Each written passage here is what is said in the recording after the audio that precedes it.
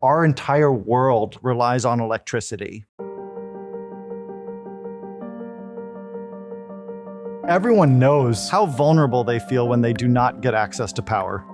The sense of safety and security that permeates a group of people when they know there's a way of getting electricity. You can feel the blood pressure in the room go down.